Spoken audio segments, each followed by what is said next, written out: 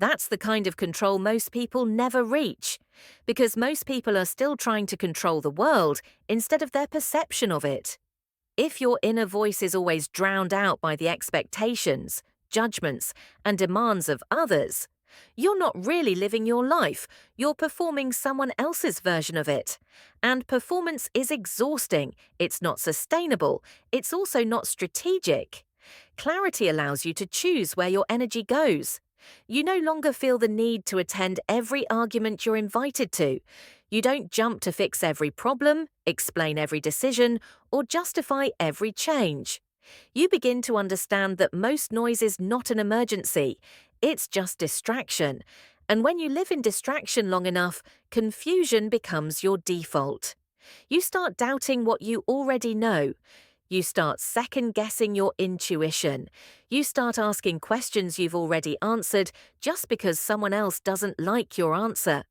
Distance is how you take that power back, not by withdrawing from the world entirely, but by withdrawing your urgency to be understood by it. You're not here to be available to everyone's emotions. You're not here to carry the weight of every room you walk into. You're here to move with clarity, to see what's yours to carry and what isn't, to discern when to speak and when silence is the wiser choice. As you step into this way of living, something subtle shifts in how you experience conflict. You stop seeing it as something to fix and start seeing it as information. Not everything needs resolution. Some things just need space. Some people just need time, and some problems aren't yours to solve. That kind of clarity protects your energy. It protects your time. It keeps you aligned with your direction, not distracted by detours that don't lead anywhere worth going. This is the difference between movement and momentum. Anyone can be busy, anyone can make noise. But those who move with purpose, who act with intention, who build with vision, they do so from a place of inner stillness. And stillness can only be accessed when you step away from the pull of emotional chaos. When you give yourself enough distance to remember what matters and what's just noise, the more you practice this, the more natural it becomes. You'll find yourself responding slower, but with more weight. You'll feel the urge to speak and choose silence instead. You'll notice patterns in others you used to miss. You'll see opportunities before they arrive and threats before they're fully formed. Because distance gives you foresight, and foresight isn't magic. It's just the reward of patience. You won't always get it right. Sometimes you'll still act on emotion, still get pulled into the storm, still say something you regret or move too fast. But even then, the distance you've trained yourself to hold will shorten the damage. You'll recover faster. You'll return to center with less friction because the mind that's practiced in clarity doesn't stay lost for long. And as this clarity deepens, you'll notice another change. You stop explaining yourself. You stop needing to. You understand that clarity doesn't need validation. It doesn't beg to be understood. It simply stands unshaken. And in that stillness, you become a mirror. The people around you will feel it. Some will be drawn to it, others will be unnerved by it, but either way, they will respect it. Because the world respects what it cannot shake. That's the power of distance. It's not isolation, it's alignment. It's not detachment, it's discernment. It's the space where you remember who you are without the world constantly trying to tell you who you should be. It's where you refine your focus, strengthen your boundaries, and reclaim your voice. In that space, control becomes simple. Not because you dominate everything around you, but because you've mastered the only thing you ever needed to, yourself. And from that mastery, clarity flows quietly, relentlessly, without force, without noise, just presence, just power, just peace.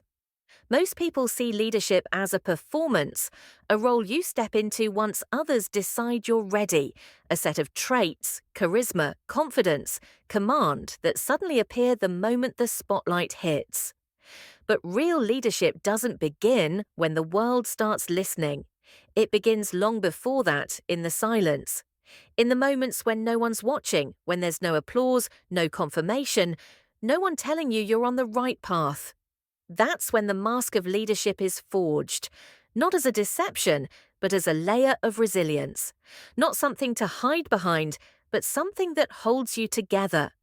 When everything around you is uncertain, you don't just wake up one day and lead. You build yourself into someone who can hold that weight. And that building happens privately in doubt, in frustration, in decisions you have to make without consensus or validation. The first person you have to convince is yourself, not with words, but with action, with consistency, with your ability to keep going when everything inside you wants to give up. Leadership is tested most in the absence of recognition, when there's no one to tell you that you're doing well, and yet you move forward anyway.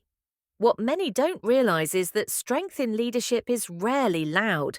It doesn't need to announce itself. It doesn't need to dominate a room.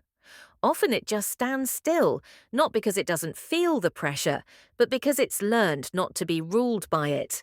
The people who lead with quiet strength have already fought their biggest battles, not in public, but in private. They've wrestled with doubt in empty rooms.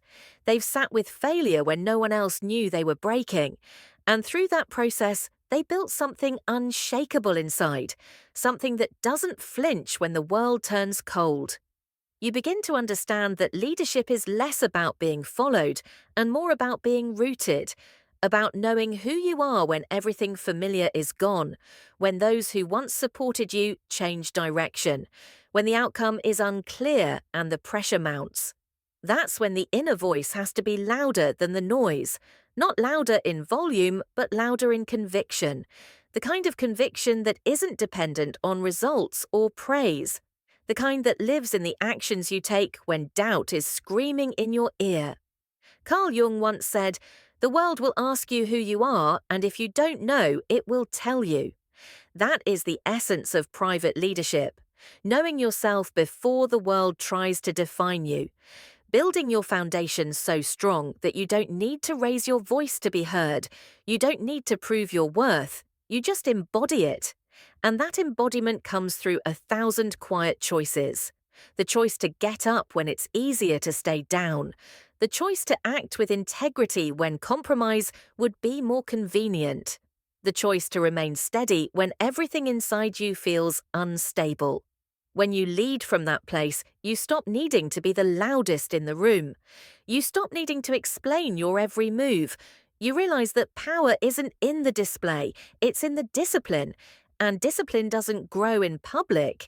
It grows in silence, in solitude, in the boring, relentless repetition of doing the right thing without anyone noticing.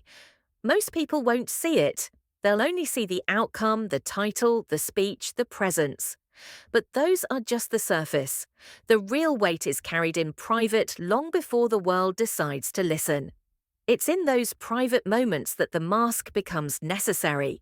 Not as a lie, but as a structure, a way of keeping yourself focused when the emotions rise.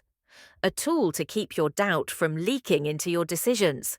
It's not about hiding who you are, it's about protecting what you've built from being shaken by every breeze. Because the truth is, even when you're strong, you're not immune to fear. You're not exempt from insecurity. You just don't let it dictate your next move. That's what the mask helps you do. Hold your ground long enough for clarity to return. And with time, that mask becomes less about hiding and more about honoring your responsibility. You're not just leading for yourself anymore. People look to you in crisis. They borrow your calm when they have none. They watch how you move, how you speak, how you carry pressure. And what they need most isn't perfection. They need steadiness. A sense that even if everything else is crumbling, you won't.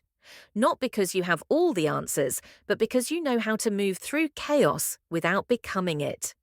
This is why the strongest leaders are often misunderstood. Their silence is mistaken for aloofness. Their restraint is seen as indifference. But those who've worn the mask long enough understand that real power isn't about reaction.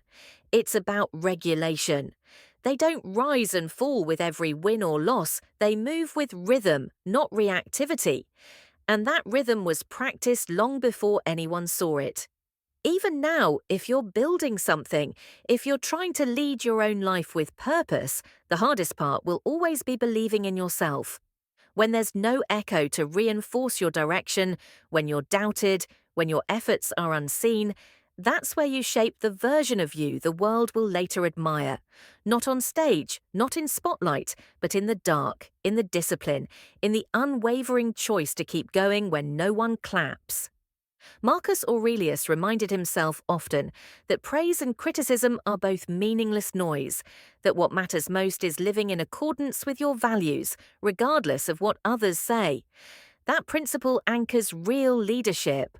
Not popularity, not visibility, but alignment.